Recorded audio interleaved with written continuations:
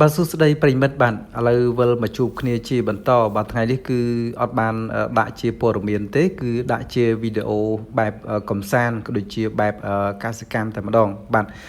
ថ្ងៃនេះគឺយើងយកបាយយកម្ហូបអាហារមកហូបនៅស្រុកស្រែចម្ការបាទហើយជាមួយនឹងបាញ់ថ្នាំកជីបបាញ់ថ្នាំស្មៅណាបាទហើយជាទូទៅគឺតកតនថ្នាំកជីបថ្នាំបាទតកួនហ្នឹងគឺខ្ញុំតែងតែប្រើជាមួយនឹងបាទថ្នាំប្រភេទនេះបាទហើយថ្នាំប្រភេទនេះគឺខ្ញុំលាយជាមួយនឹងទឹកបាទទឹកស្រែធម្មតាបាទយើងអត់មានលាយជាមួយនឹងអីផ្សេងទេបាទបើសិនបើយើងដាក់សាប៊ូបោកខោអាវថែមទៀតវាល្អដែរប៉ុន្តែបើសិនតែថ្នាំបើសិនជាស្រូវរបស់យើងនឹងខ្ចីវាអាចធ្វើឲ្យបាទរលួយស្រូវផងដែរបាទប៉ុន្តែនេះគឺខ្ញុំដាក់លាយតែទឹកថ្នាំហ្នឹងជាមួយនឹងទឹកស្រែទៅហើយបាញ់យើងសម្រាប់បាទបំផ្លាញកជីបក៏ដូចជាតកួនបាទហើយនេះបាទប្រិមិត្តគឺ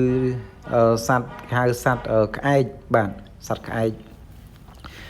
ដោយសារតែមានទឹកភ្លៀងទឹកជន់ច្រើនហៀហូបាទនៅក្នុងតំបន់មួយចំនួននៅក្នុងខេត្តបាត់ដំបងហើយជាពិសេសគឺតំបន់ខាងខ្ញុំនេះគឺបាទជាទូទៅគឺមានទឹកច្រើនមែនទែននៅតាមវាលនៅតាមស្រែបាទហើយនៅតាម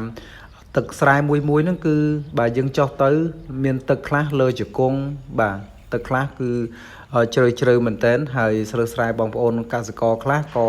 បាទទទួលបាននៅល្អមែនទែនហើយស្រូវខ្លះក៏រាងតពេករាងស្ដើងផងដែរដោយសារតែទឹកភ្លៀងយ៉ាងគំហុកច្រើនចឹងទៅបាទធ្វើឲ្យបាទស្រូវមួយចំនួនហ្នឹងគឺដុះអត់ទាន់បាទ